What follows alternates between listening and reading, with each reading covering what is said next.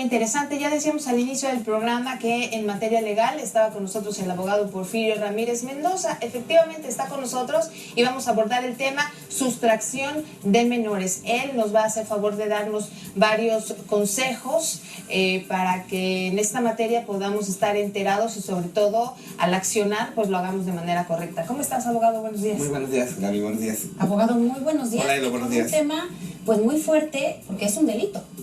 Sí, exactamente. ¿No? Estamos hablando de un delito. Exactamente. Mira, está tipificado por nuestro Código Penal como delito y es un delito que se encuentra regulado en delitos de orden familiar. Es decir, estamos hablando de un delito que se comete dentro del núcleo familiar.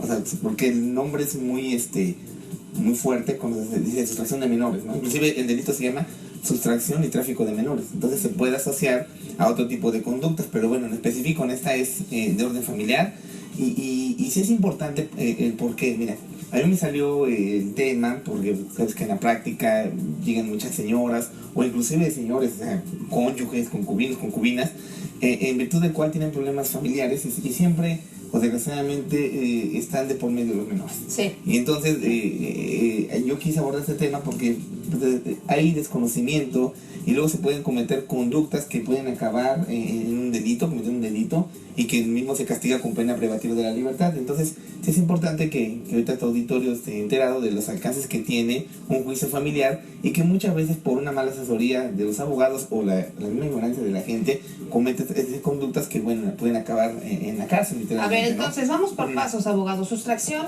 de menores. Quiere decir que yo como mamá o papá quiero retirar al niño de su hábitat. Exactamente, mira, pero no hay que perder de vista que, bueno, vamos a hablar del papá y la mamá, llámense cónyuges, que están casados, un contrato de matrimonio, o concubinos. Pero los dos tienen o ejercen la patria potestad. Vamos a hablar del tema en común, el tema ordinario. Bueno, los dos ejercen la patria potestad.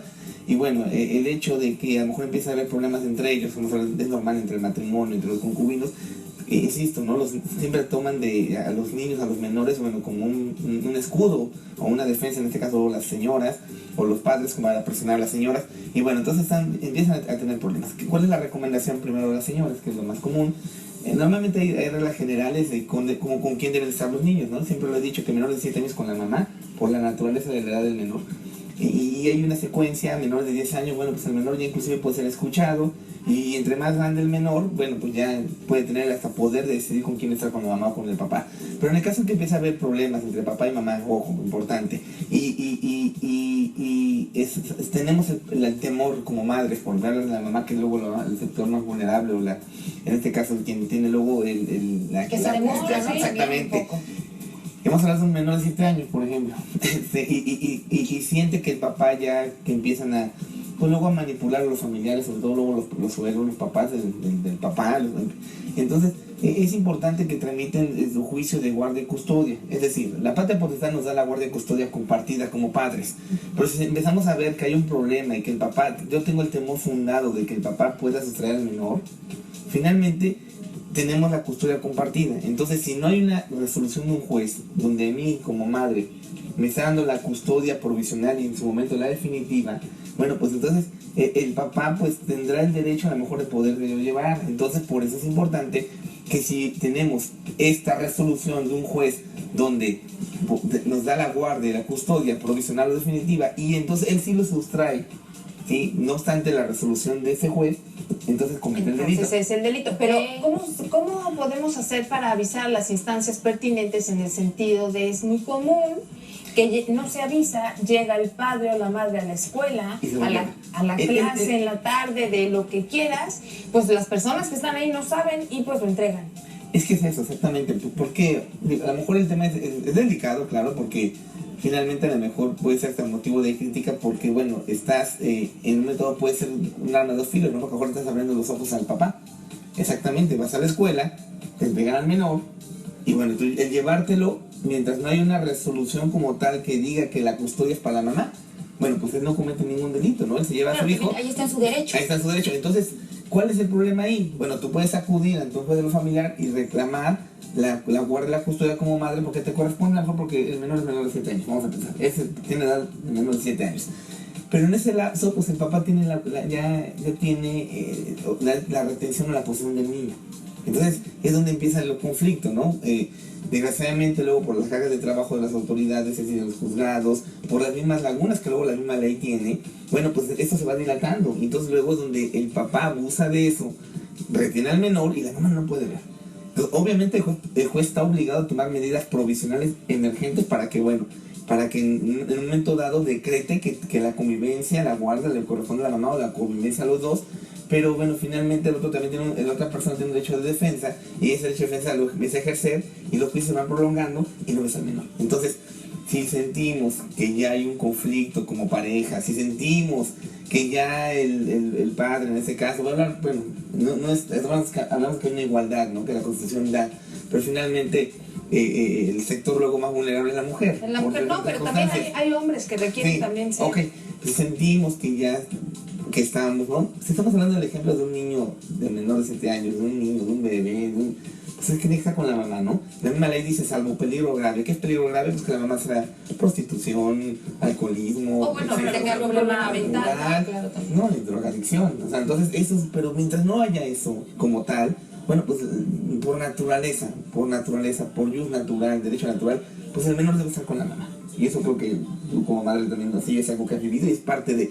Entonces, señora, si empezamos a tener un problema con el esposo ya delicado, con el concubino, con la pareja, bueno, pues hay que tramitar nuestra guardia y custodia para que el juez provisionalmente nos las otorgue y eso nos dé mayor fortaleza en que si él por algún motivo quiere sustraerlo, entonces ya se encuadra perfectamente en tipo penal que acabo de decir, que es sustracción de menores. Y no inclusive el concubino, el cónyuge, puede ser un familiar, puede ser un tío, puede ser un abuelo. Entonces, este delito permea en todos los familiares, es un delito de orden familiar. Inclusive el código sí es muy específico, menores de 14 años, también es importante. Menores de 14 años, porque después de 14 años ya tienen cierta, ya están en una madurez más... Pueden elegir. Exactamente, entonces por eso el código penal es muy específico, que menores de 14 años son los que encuadran ese tipo de delito. A ver, entonces estoy pasando por una situación de este tipo, la que estás comentando, ¿a dónde me dirijo? Porque hay veces en que no sabemos ni siquiera dónde... Mire, siempre lo comenté, yo de una de las profesiones que siguen un poco, que somos muchos, no somos abogados, ¿no? Pero bueno, hay una defensoría legal, que es del gobierno del estado, que se encuentra inclusive en Ciudad Judicial, hay oficinas donde hay abogados gratuitos, de oficio, defensoría legal. Pero bueno, también un abogado que es una materia de interpretación no sencilla, pero sí digerible, pues cualquier abogado particular podría tramitar este procedimiento para efecto de que le decreten una guardia custodia provisional en su momento definitiva a favor de la mamá. Podemos estar del otro lado, ya hay una igualdad, ya hombre y mujer constitucionalmente somos iguales en tratados internacionales, pero bueno, estoy hablando más de la mamá, que es donde luego, por lo menos en la práctica me ha tocado que el padre o el papá abusa más de eso, ¿no? O sea, se distrae al menor y recuperarlo se vuelve un calvario y desgraciadamente el menor es el que sufre. Y también luego la mamá, ¿no? Digo, hay menores que deben estar por naturaleza con la mamá. Pero bueno, acá esto es lo importante, ¿no? También, señores, si ustedes quieren llevarse a un menor, a su hijo, cuando hay una sentencia, una resolución, o ya hay un convenio, pues hay divorcios donde hay un convenio, un divorcio voluntario, un convenio, o un divorcio necesario donde hay una sentencia, y dicen, la custodia es para la mamá y tu papá puede venir a visitarlo los sábados. Y el papá se le hace fácil llevarse a lo mejor los sábados y no regresarlo, y hay un delito. Otra hipótesis rápido, que también del otro lado, que no permita a la mamá la convivencia con el menor, con el papá, cuando ya hay una sentencia y un convenio, que a lo mejor de forma voluntaria lo levantaron y no permite. Entonces también la mamá puede cometer ese delito. Está incurriendo, claro. Entonces, es de uno u otro. Pero entonces, a la hora de hacer el escrito, se estipulan de manera detallada los alcances, sí, ¿no? Y sobre todo también los derechos, porque a lo mejor yo dije, bueno, sí te dejo que lo veas, pero no lo anoté, o no te dejo que lo veas, pero no lo anoté. Todo tiene que estar muy claro, ¿verdad? Claro, bueno, en alguna ocasión que me han permitido estar en su programa, he hablado del divorcio voluntario. Efectivamente, en un convenio hay un capítulo donde se llama visita de correspondencia, se le denomina visita de correspondencia, para efectos de que, como tú dices exactamente, Gaby, que quede perfectamente estipulado qué días vas a ir a convivir con tu menor, el que no tiene la custodia, el que la tiene normalmente es la mamá, y a qué horas. Entonces tiene que ser perfectamente regulado, y ahí entra mucho a la mano del abogado, ¿no? Hay abogados que están por comodidad comodidad de las partes, pues no, pues te dejamos abierta cuando tú quieras. No, no puede ser así, ¿no? Tienes que tomar y decir los sábados, que no interfiera con las cuestiones académicas del menor, que sea de tal a tal hora. Claro, mientras más específico. Las vacaciones, un consejo, a lo mejor años no es año nuevo con la mamá y Navidad con el papá, años pares, viceversa. Son unos pleitos, abogado. Pero créeme que si el convenio está regulado, perfectamente estipulado y vigilado por un perito. Que necesitan anotar todo, al rato se sorprenden. Claro, pues ahí en ese momento, pues bueno, creo que el menos margen de error que puedan dejar, pues va a evitar problemas. Claro, y en esto que estamos hablando justamente de la sustracción de menores, que ya como bien lo dijiste y explicaste, es un delito, la consecuencia, ¿no? Porque de repente se te hace muy fácil, ¿no? El papá dice, ay, pues me lo llevo, al fin que también es mi hijo. Pero tenemos que tener en cuenta que hay consecuencias, porque está estipulado como delito.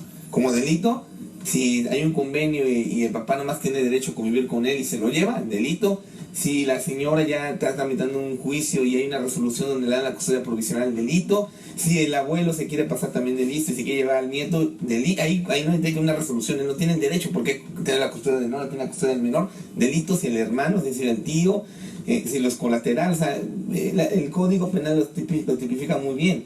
Desgraciadamente, por el desconocimiento que tenemos en la materia, bueno, pues hay muchos señores que se hace muy fácil llevarse el menor y no es cierto. O hay muchas señoras también que no toman las medidas preventivas para poder tener la custodia del menor y sobre todo reforzarla, ¿no? Sí. No llegar a una cuestión correctiva, sino la prevención es bien importante. Entonces, insisto, en la carrera hay muchos abogados en Puebla, en todo el país, es una carrera muy vasta.